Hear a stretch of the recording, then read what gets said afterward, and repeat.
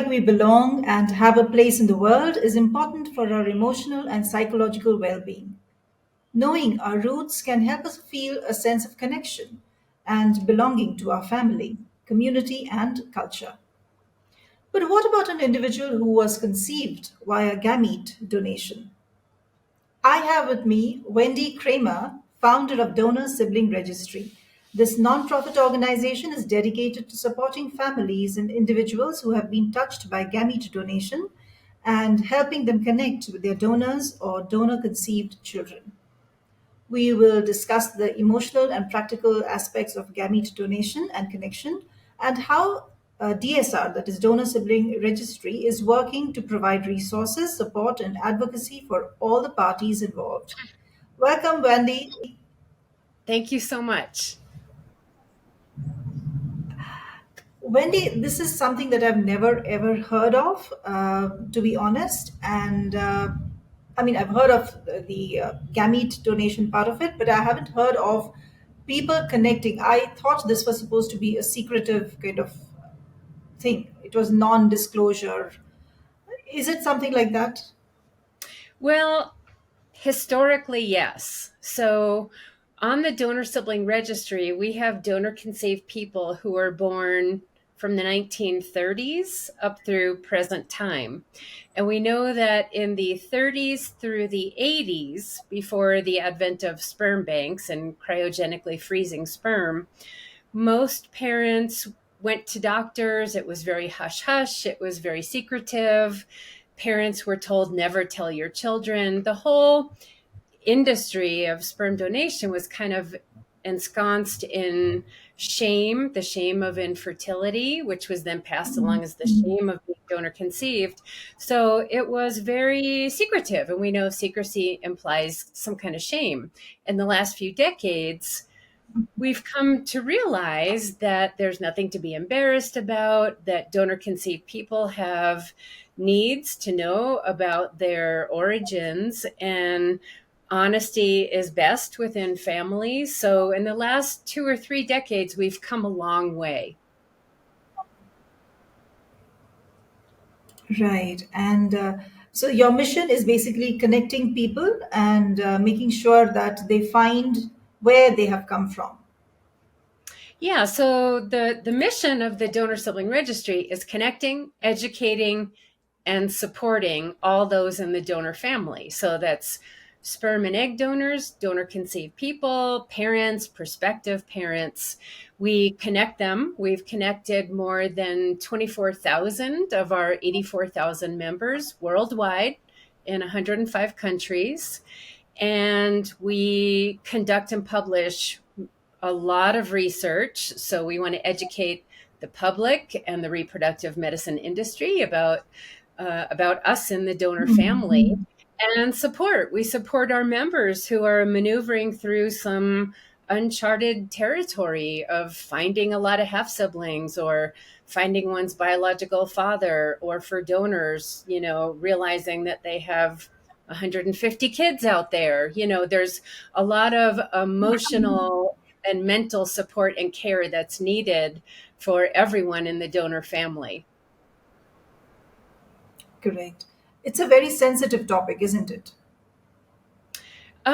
It can be. It doesn't really need to be, right? It's just the way a person was created. So that's what we're working so hard to kind of destigmatize all of this, and normalize it. And at the same time, see what has we see very clearly what has not been working, and that is forcing anonymity either for 18 years or forever, not sharing and updating medical records, not limiting the number of children born for any one donor, not having accurate records. So we see all these deficits in the industry, very clear what's wrong. And what we want to do is look to the future and say, how do we make this a more ethical and responsibly run industry for those, from now looking forward? Correct. Um, Having medical history, isn't it part of a mandatory form that the donor has to fill in? Yeah, so a donor who is usually a college student, usually, um, fills out a self reported medical sheet on himself and his parents and his family history. It's financial motivation, right? So a lot of donors are not honest because they think, oh, if I'm honest about my family history, maybe I won't be accepted as a donor and I really want this money. um, so it's self-reported. It's also a snapshot of one day in the life of a healthy young person. We don't know what happens to that donor or his close family members the next day, the next year, in 5 years, 10 years. And even when donors have tried to report in medical issues that would be urgent for the families to know about, the sperm banks won't do it because of liability reasons, or they say they will and they don't. It's a mess. It's a big mess. Right. So your organization, DSR, is trying to put things right. Do you have any legal support there, or do you have to do all the groundwork? Yeah, we do everything. There are really no laws. That's the problem. The American Society of Reproductive Medicine, which really are the sperm banks and the egg clinics, so they're supposed to set recommendations, not laws, but recommendations. But it's a case of the Mhm. fox watching the hen house. So it's the very people that need regulation who are watching and setting policy. They're also making sure that any laws that come down the pike that would really make a difference, like accurate record keeping, limiting the number of kids, medical information, that kind of thing, they squelch every piece of legislation that comes down the pike because, bottom line is whenever you ask in this industry, why is it like this? Or how come they do this? Or why don't they do this? It's always the same answer. One word: money. Everything that it would take to Right. make this industry more ethical and responsible would take more money, and the industry is not willing to give up that profit margin. Mhm. Mhm. Yeah. And you support and organize events as well to connect people to each other, or is it something that they connect on a one-on-one basis and don't really like to mix around with the big group? We've never had an event because our members are worldwide, and also we're a charity organization. We don't have hundreds of thousands of dollars to put on a big event. So Yeah. basically, what we do is limited to connecting families with each other. As far as making an event where all donor conceived people and don't, it's just too much. We have 83,000 members. So it's too much. That's a huge number. Yes. It's a huge number, but I do speak at events around the world. I speak at Okay. universities, law schools, reproductive medicine conferences, ethics conferences, medical schools. So, I do present what we know and what we've learned anecdotally and through our many research studies. I do present those findings anywhere that I can. And also, I should Oh, say, and that's I've great. written books about it too. So we have so much educational material, the published research and books and booklets and the DSR website. And so anyone who really wants to educate themselves now can do that, as opposed to back when I got pregnant in 1989. There was nothing. There was, one book at the time called Lethal Secrets by Mm-hmm. Annette Barron, and that was it. There was just that one book that talked about honesty in families. And thank goodness I found that one book back then and raised my son, with honesty. Right. While we are on this topic of disclosing to the child about his or her roots, what is the appropriate age that is recommended, and what is the appropriate age that you think, from your experience, they Well, should know? what we know from 22 years of anecdotal information and again, the many research studies, pre-verbal is best. Donor conceived people fare best when there isn't a telling event. Sit down, honey, I have something to tell you. It's It's Mm-hmm. children fare best when it's just a part of their story, right? They know it from pre-verbal. It's never a big deal. There's no telling event. They don't feel like they were deceived. For example, my son, when people used to ask him, what was it like when you found out you were donor conceived? His reply was always something like, I don't know, what was it like when you found out you had blonde hair? So, in other words, it's just a part of who I am. Like, it's not a big deal. And so we know, the so-called experts, and I use the term lightly, I don't know what they're recommending, but if they're not recommending pre-verbal, then they're very disconnected from the realities of donor families. Mm-hmm. Right. Uh, then there is obviously some kind of privacy issues involved in all parties, right? Whether it is donation, whether it is connection. So, how do you prioritize the well-being and privacy of? How do you safeguard that? Well, I think we've come up since the industry doesn't seem to want to budge or move or be progressive in any way, we have come up with a solution. And we now have a few dozen egg clinics who write the donor Mm-hmm. sibling registry right into their parent donor agreements, which says the parents and the donors will connect right from pregnancy or birth on the donor sibling registry. Now, they can Mm-hmm. do that and remain private. Nobody sees anyone's name or email address or anything like that. But we give the parents and the donors the ability to connect right from the start and then to decide the depth and the breadth of that relationship. And so that way the child isn't deliberately kept from their close genetic relatives, their ancestry, their medical background. They're not deliberately kept from that ever, because the parent and the donor have access to each other. So while it would be great if the industry would stop all this anonymity, silliness, and smoke and mirrors, which is all deception, and go with something like that. Why not connect parents and donors right from the beginning? And I have the answer to that. And of course, it's one word, and it's money.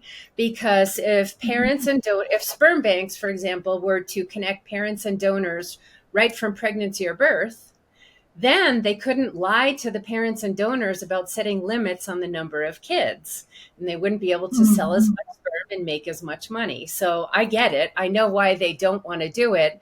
But again, I see inevitably, maybe long after I'm gone, this industry will move into being, people will look back on the procedures and the policies of today and think they're just criminal and archaic.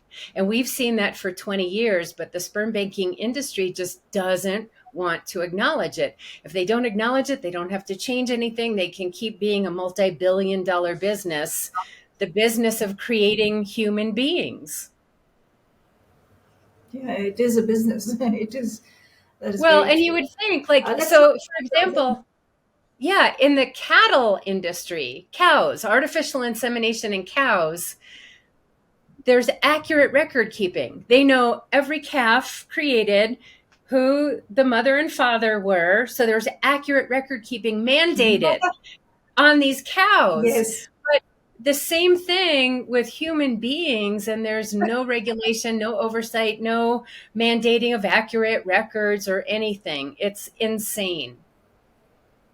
absolutely. Yes, when you say it like that, it really sounds insane. Absolutely. Let's take a break to understand what CHEZUBA is.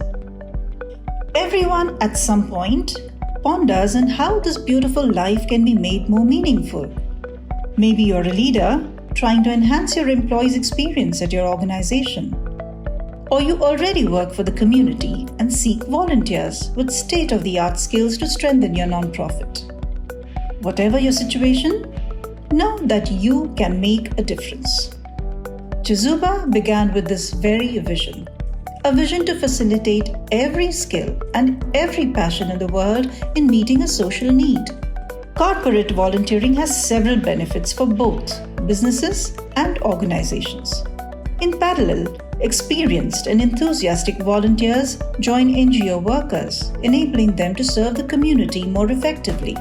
CHEZUBA offers everyone looking to add purpose and meaning to their lives a chance to connect or volunteer virtually with non-profit organizations from over 100 countries around the world.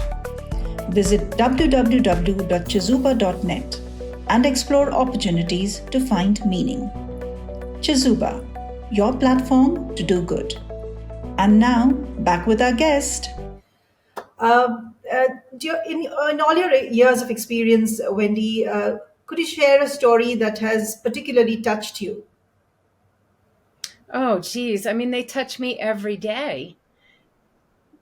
Okay, I'm so the sure there story are. that touches me the most, obviously, is my own story.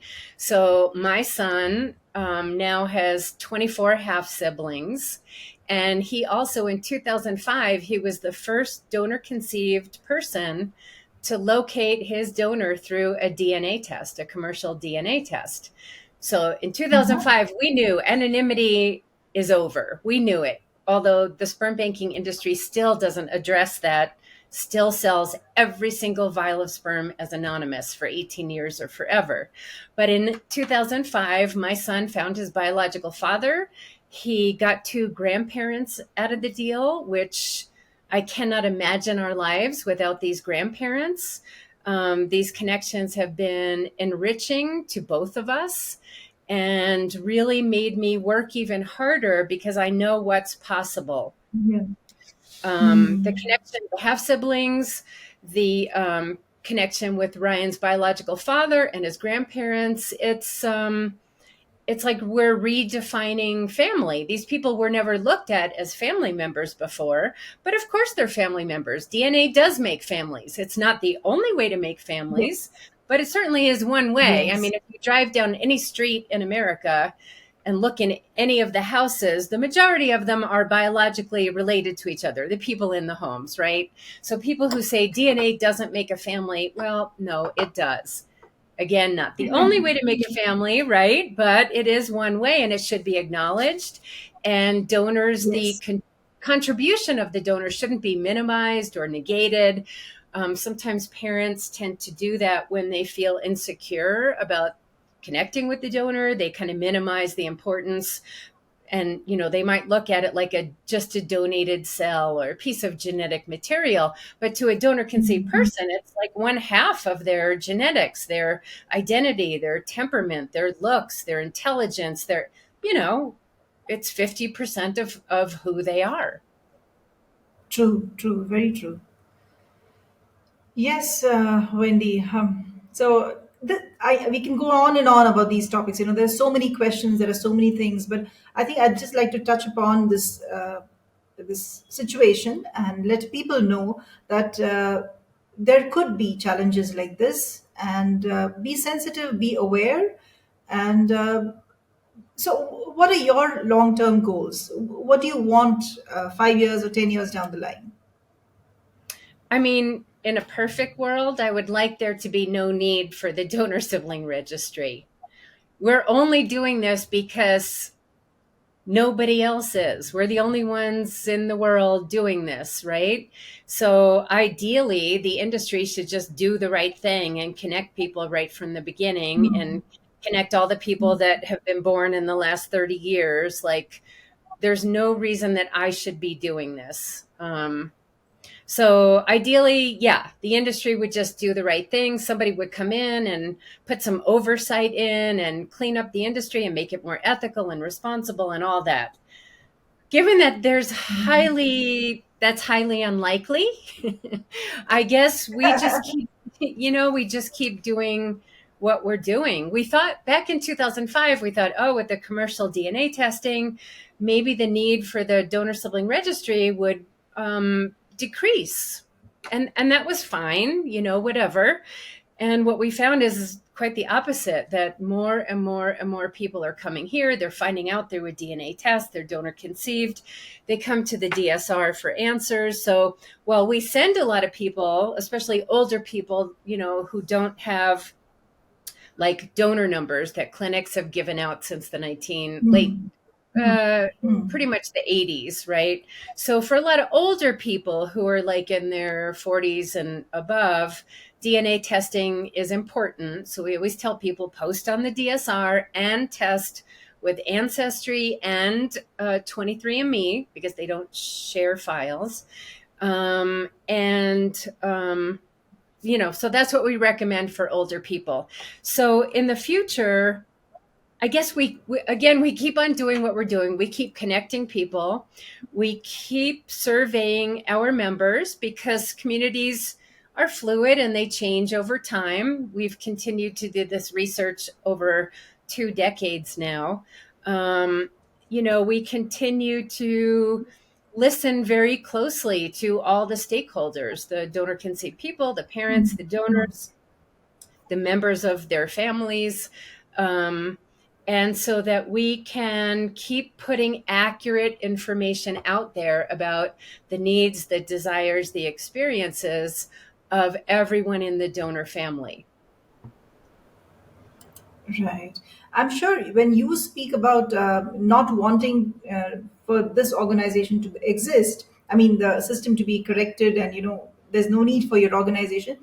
But I see a lot of people who are extremely grateful that your organization exists. So I think you are doing a great job, and people are happy with what you are doing, and they're very happy to get to their roots and connected.